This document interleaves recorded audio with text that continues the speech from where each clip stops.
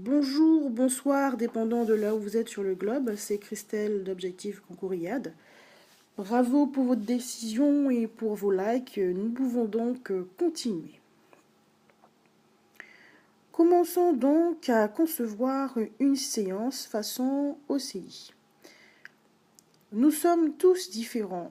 Il y a des gens qui sont capables de se concentrer à fond pendant 1 heure et d'autres qui ne restent pas en place au bout de 10 minutes. La seule chose qui est certaine, c'est ce que je dis, ce n'est pas évident de poser ses fesses sur une chaise et de se remettre à bosser comme un écolier quand ça fait 2 ans, 5 ans, 10 ans qu'on bosse en service. Ce que je vais vous proposer donc, c'est une façon de concevoir vos séances de travail sans être dégoûté, accablé par la masse de connaissances et la complexité relative de certains grands chapitres.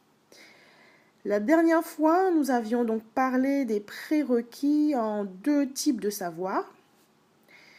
Le principe est donc valable pour les 2 parties. Que ce soit donc pour les savoirs pratiqués que pour les grandes fonctions, le principe est donc le même. Je vous montrerai donc ici ce que j'ai fait pour m'y mettre et surtout continuer à étudier avec plaisir. Que vous travailliez 10 minutes plusieurs fois ou 1 heure, on s'en fiche. Ce n'est pas le sentiment d'avoir bien bossé qui compte, c'est ce qui reste dans votre tête qui compte. Alors, oublions la culpabilité de « oh là là, il faut que je m'y mette, putain, ça fait 2 mois que je dis ça », et allons-y. La clé de tout est donc de couper chaque chapitre en 3 ou 4 parties et de travailler des sous-parties de différents chapitres dans la même séance ensemble. Vous vous rappelez que j'avais ordonné, selon mon observation, les niveaux de complexité d'apprentissage des différents chapitres. Donc vous voyez ici une petite slide. Vous voyez donc que si on prend les grandes fonctions, principalement du plus facile au plus difficile, ça serait la cellule le plus facile et le plus difficile, la fonction neurologique, bien sûr, dépendant de votre service et de votre expérience. Donc, l'organisation de la cellule, la fonction locomotrice, la transfusion, c'est des choses assez faciles. Et puis, on passe à une autre partie, la fonction endocrine, les éléments figurés du sang, la fonction de défense, la fonction digestive, la fonction circulatoire, la fonction respiratoire et une autre partie un petit peu plus complexe, la fonction rénale, les modifications des fonctions et étapes de la vie et la fonction neurologique. Donc après ce classement, il est plus facile de les mettre en niveau de difficulté, donc dans le niveau 1, niveau 2 et niveau 3. Alors, dans le niveau 1, donc, vous trouvez l'organisation du corps, la fonction locomotrice, la transfusion et sécurité. Dans le niveau 2, les fonctions endocrines, éléments figurés du sang, fonctions de défense, fonctions circulatoires, digestives et respiratoires. Et dans le niveau 3, la fonction rénale, les modifications au cours de la vie et la fonction neurologique.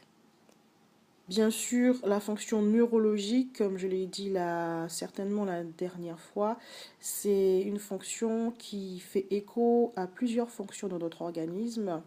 Et donc, on peut la prendre également un petit peu à chaque niveau. Voilà. Donc, le principe est de couper chaque chapitre que vous avez sur les grandes fonctions en 3 ou 4 parties à apprendre. Ok. Dans une même séance, vous pouvez mélanger les différentes sous-parties. Le but est de créer des liaisons entre les différentes parties. Et vous savez, si vous avez lu l'article que j'ai écrit sur la façon de pouvoir faire travailler la mémoire, plus vous faites de liaisons entre les différentes parties, et plus vous avez de chances de retenir et de restituer les connaissances. Si donc vous avez choisi d'utiliser le plan d'attaque de 2 mois que je vous ai proposé et qui se trouve également dans le livre, le e-book Les incontournables, l'écrit d'objectifs concouriades, vous aurez besoin d'un certain nombre de séances par chapitre. Ok. Par exemple, pour la cellule, vous aurez peut-être besoin de partir sur une base de 2 à 3 séances. Je vous réexpliquerai cela ainsi que le plan d'attaque dans un prochain podcast. Ça continue toujours à partir de 30 likes. Succès à tous!